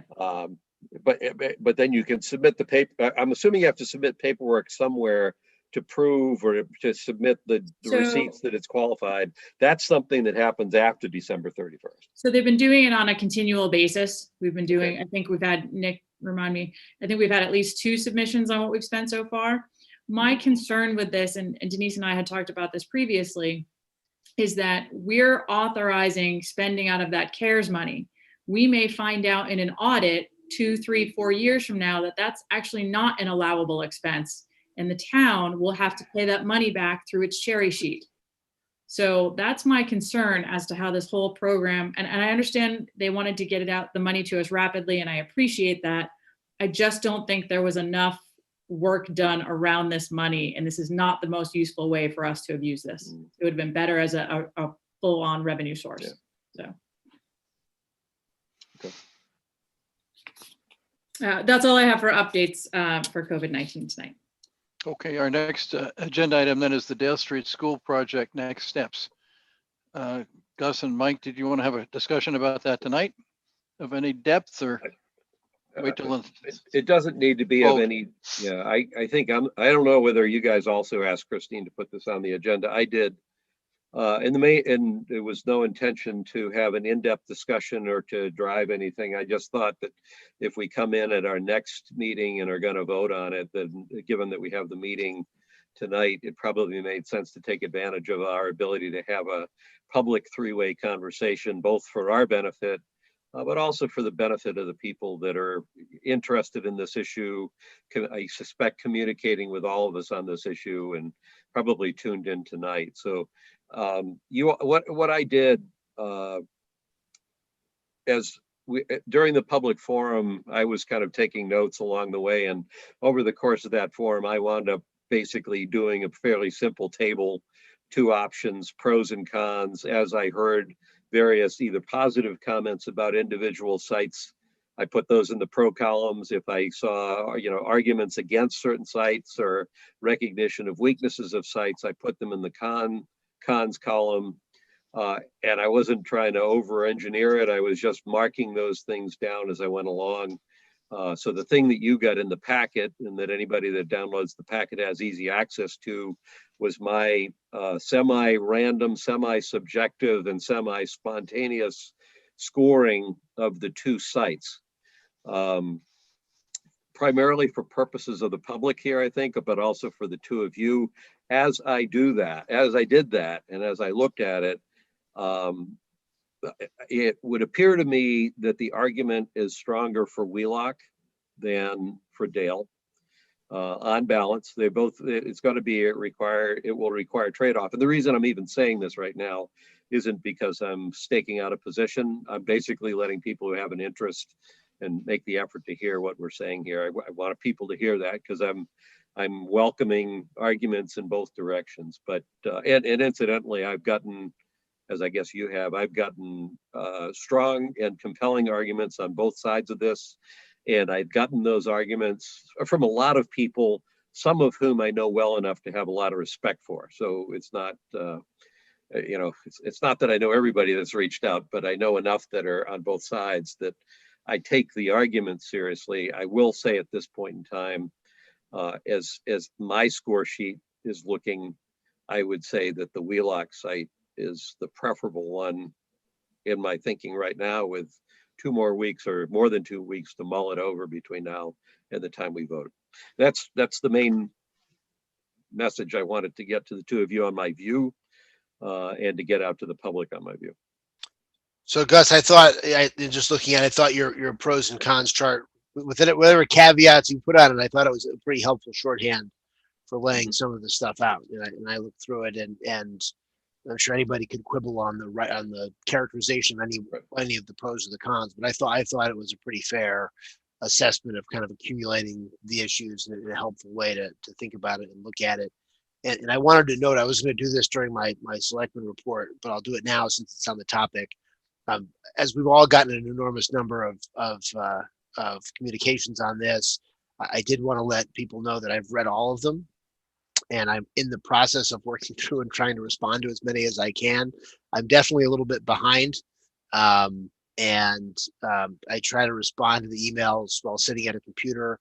There's a fairly robust competition for the computers in the house right now, and I can't access my town selectman email from my work computer, so I've kind of got to compete with everything else. But I will try to work through those, as I'd rather respond sitting down than typing it out on my phone and responding. But I have read them all, and I appreciate them, and obviously feel free to keep sending them. But thank you for putting this together. I thought this was helpful, Gus, and raising. And I don't have anything to add beyond stuff that came up. We have a school building committee meeting tomorrow, whereas I think we'll talk more about the input from the public forum and everything else, and then we'll be back here to talk with this on the 10th. So I appreciated your synopsis too of the pros and cons, Gus, and it sort of fell in line with my thinking and on the points as well. And I think my sense is that and I guess it hasn't changed. I mean, I've sort of rethought it along the way, but I still think that the important benefits of Wheelock just can't be duplicated at the Dale Street site because of the tightness of the site and the educational opportunities, benefits that exist at Wheelock that I don't think are going to be able to exist in the same way we're being told at Dale Street. So, and I do appreciate, as both of you have said, the enormous amount of citizen resident input that we've gotten. I too am behind in getting back to people about that. I got caught up some over the weekend, but I'm now behind again. But I will get back to everybody as well. But it certainly is a very interesting process. There's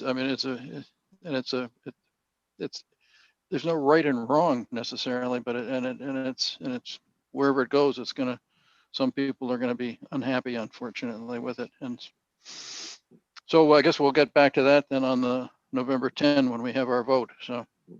And having heard both of your admissions that you're so behind, I so wish that I'd managed to find an extra 3 or 4 hours to get totally caught up on mine, but I too am behind.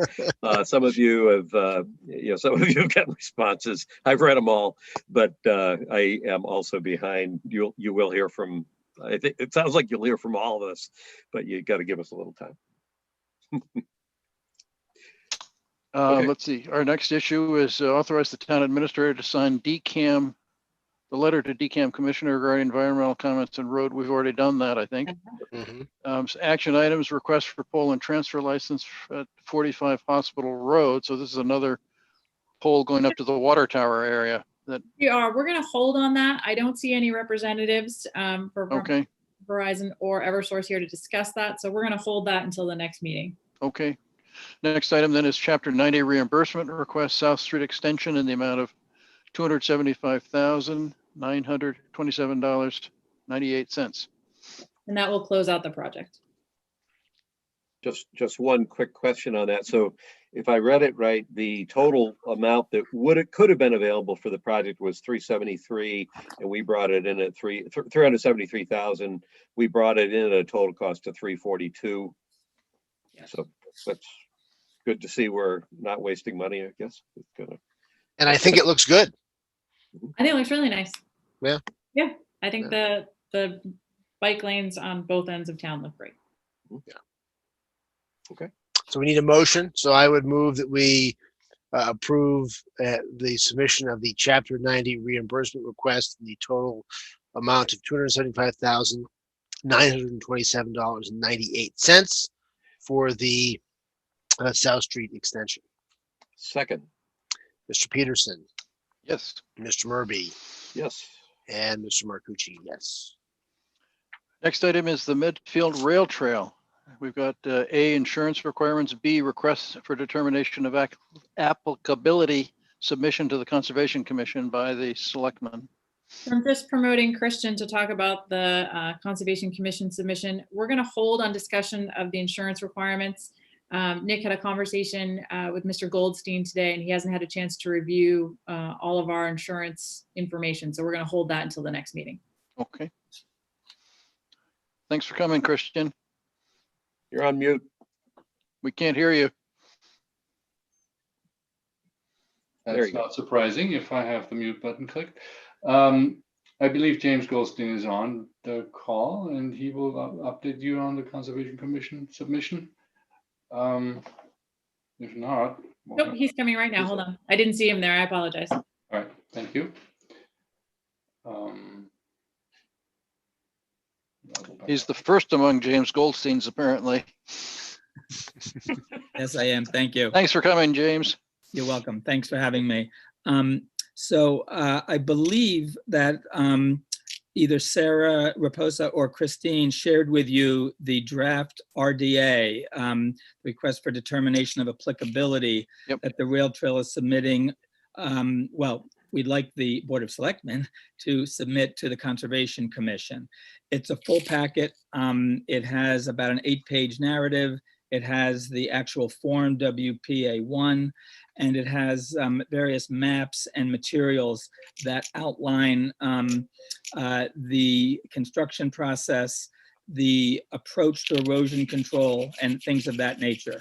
I can provide more detail if you want it, but I can also stop there and ask you all if you have questions about the RDA application. Obviously, this is something that the Conservation Commissioners will review carefully and either sign off on or not. We have had discussions with Leslie Willits. She has a version of the application. So far, she doesn't have any comments. She thought it was at least comprehensive, but she may still have comments for us. But in any case, that's where it stands. Happy to answer any questions you may have. Gus, do you want to start?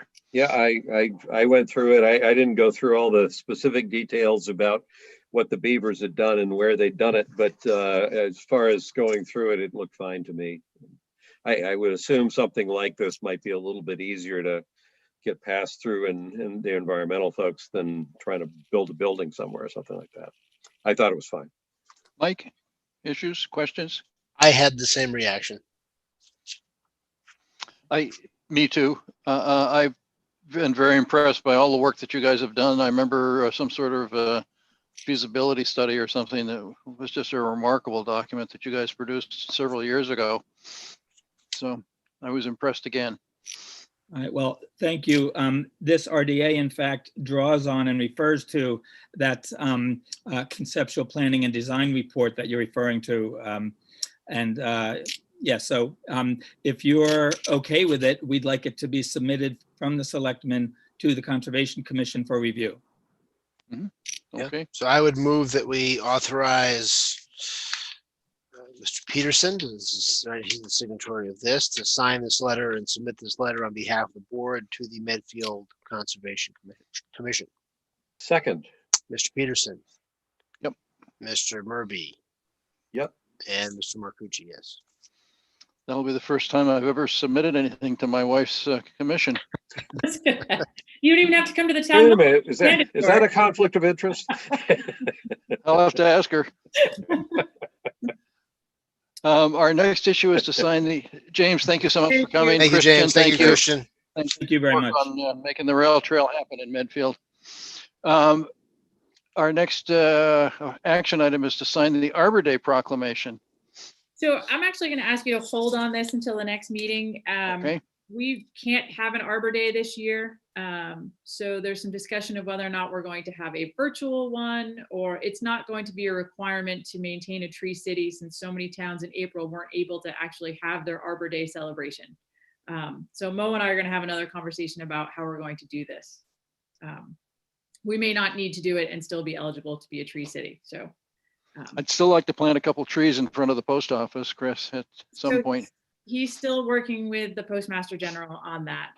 He has planted trees at the Senior Center a few weeks ago and at the cemetery, that if we need to fill the requirement of having the proclamation, we will use those trees. But we're still working on with the post office.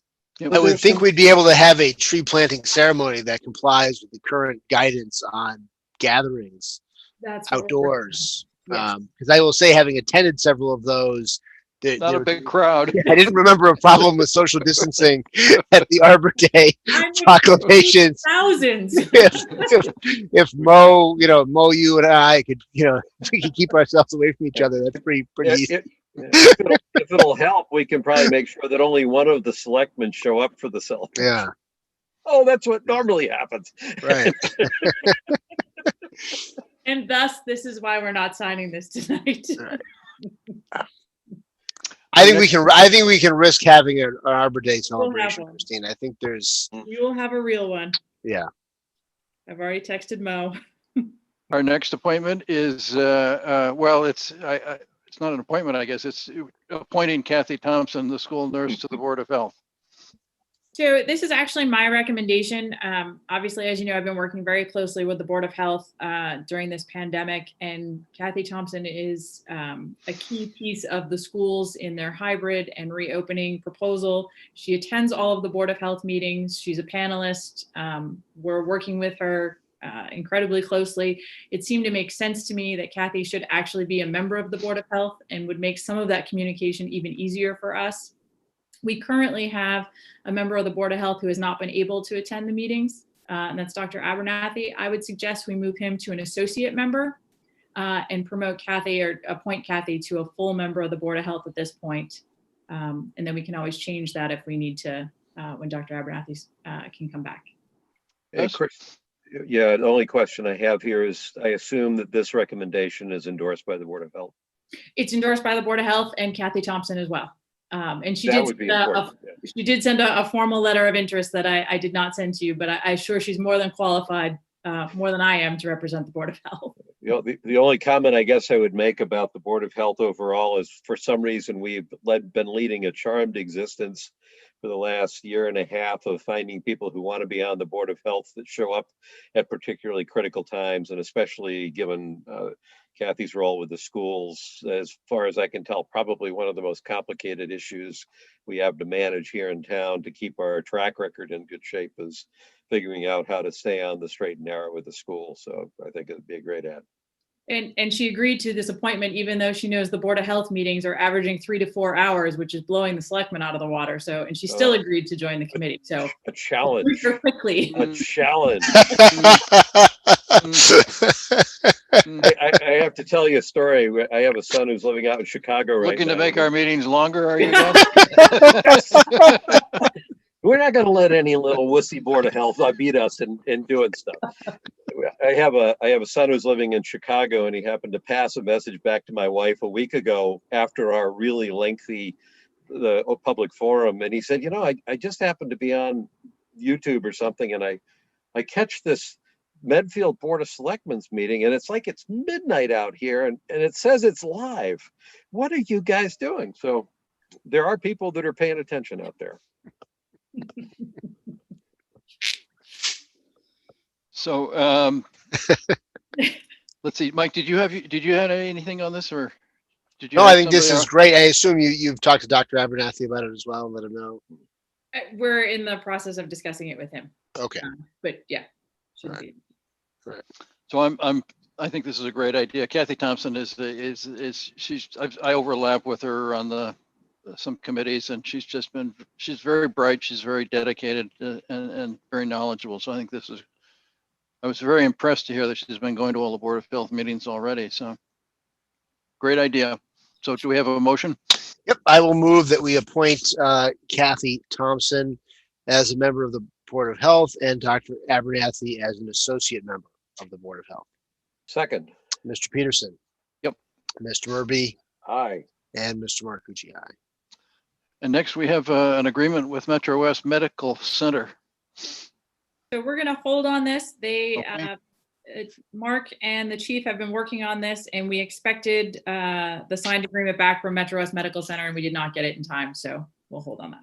All right, consent agenda, Boy Scout Troop 89 requests permission to post a sign at the transfer station for the annual Christmas tree pickup program. Do we have a motion to that effect? I move that we authorize Boy Scout Troop 89 to post a sign at the transfer station concerning their annual Christmas tree pickup program. Second. Mr. Peterson. Yep. Mr. Murby. Yep. And Mr. Marcucci, yes. Just one item on this. I did speak to Jim Hatch about this because he had questions of what he might have spoken to Gus as well. I don't know, but he had questions about whether we would have any requirements for them in executing on this that are different this year in light of COVID than what they did in the past. And he went over some of the restrictions they're going to put on it. So they're going to require that the scouts only ride with their family members in the cars and trucks and all of that. And I think he wanted to know if there'd be any changes into what we'd want them to do from a drop-off standpoint at the transfer station when they're actually dropping the trees off. I said I couldn't think of anybody, but I would raise it with Mo. My sense of it is that they don't create too much of a blockade in there. There's a lot less action over by the leaves and the trees in January, than there is in October, November, December. So I don't think they'll be adding to any distancing issues, but he just wanted to raise that. And I said, I couldn't think of anything, but that I would bring it up here just in case. So Christine, if you wanted to check with Mo and just see, Yeah. I can't imagine them having any concerns about it, but they did want to make sure if we had some concerns about how they do their drop off that they can adjust and address it. And he did go over what they'd be doing internally to make sure that there's no issues. Okay. I think typically they Months. have a bunch of guys together doing it. Now they're going to try to split it up among the families to limit the contact there. Okay. I'll take care of that. All right. Next item is the town administrator update, Chris. I just wanted to remind everybody that early voting is ongoing here at the town hall. Check the website we have varying hours. It occurs every hour the town hall is open, but we have some weekend hours as well. But you just want to double check those before you head down.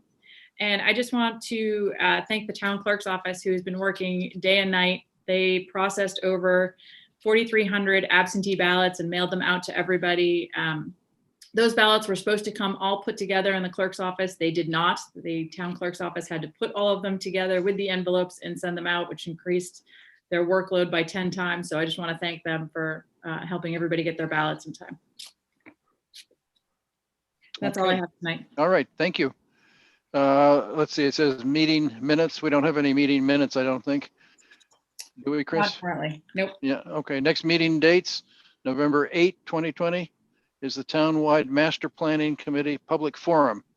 And then November 10, 2020 for the Board of Selectmen meeting. We'll be talking about the Dale Street School project and voting on that. Selectmen reports. Gus, did you want to start? Yeah, sure. I think we already kind of partly covered it.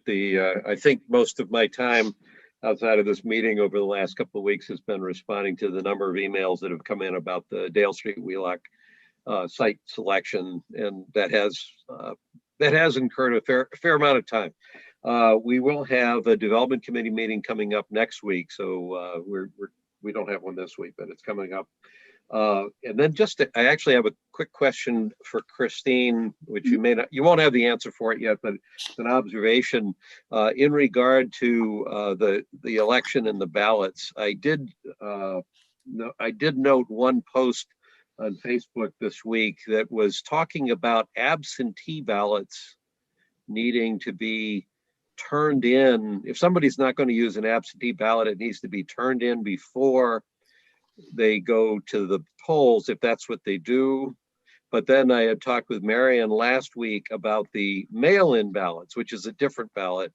And she had indicated she's going to want to be collecting them, or at least getting people to certify if they come to the polls to vote that they're going to destroy their mail-in ballot. And it still is being checked to make sure people don't vote twice. But the only thing I was sensitive to is that I'm not sure everybody in the public understands there's a difference between a mail-in ballot and an absentee ballot. And I'm just not sure if the information that went out about those ballots needing to be handled differently is actually what Marion wants done. So there's probably it wouldn't hurt to get a clear message and making sure people understand, depending on which kind of ballot they have, what they do or don't have to do if they choose to vote in person. We'll have her post an update on the town clerk site on that, clarifying. That's it. Okay, thank you. Mike? Nothing much for me. The school building committee is going to meet tomorrow, which is our first meeting after the forum. Zoom at 7 o'clock, and then we have another collective bargaining committee meeting on tomorrow or Thursday. Tomorrow. Tomorrow is collective bargaining, and then Thursday morning, the newly reconstituted capital budget committee will be meeting at our typical 7 a.m. time on Thursday morning as we head into the FY 2022 budget season. Is that right? That is correct. Yeah. I'm appreciating Zoom slightly more for those 7 a.m. meetings than I ever thought I would. I don't get free coffee out of it, though. That's the only thing. True. It used to be the building committee that met at 7 because all the people were in the construction industry, which seems to start at 7. Mm-hmm. For me, it was only the Medfield Foundation had a meeting last night, actually, and they've got some new irons in the fire. So hopefully that will help the town. Informational, Tier 5 water restriction. All right, this is just a reiteration of the state declared that the Charles River watershed is in a level 3 critical drought that automatically prohibits any non-essential outdoor water use in that watershed area, of which Medfield is part of. So that is applicable in the town right now, is that we are requesting that residents follow the state's mandate on no outdoor water use at this time. So no lawn watering, in other words, mainly. Nothing. Yep. And that's the end of the agenda that I have. Chris or Nick, anything else? Nope, that's it. How many hours did you say the Board of Health meetings go? They meet for like 25 minutes. I misspoke. They meet 25 minutes. Did you want to tell a long story, Gus? It's like technically we started at 6, so it's like 9:03 right now. So we can take credit for 3 hours here. Yeah. I just want to start keeping track. Yeah. But as far as the residents were concerned, we started at 7, so that I don't think we can claim the 6. I think we're just at 2 hours into it for purposes of Board of Health competition. All right. Well, they're doing a good job, even if they're slow. We're thorough, very thorough. They're thorough. Maybe we could invite them to one of our meetings and then we could get over the 4-hour hump. We could do a head-to-head competition. A joint meeting. Yeah, there you go. Very good. Do we have a motion to adjourn then? Yes, we do. I move that we adjourn this meeting. Second. Mr. Peterson. Aye, aye. Mr. Murby. Aye. And Mr. Marcucci, aye. Thank you, everyone.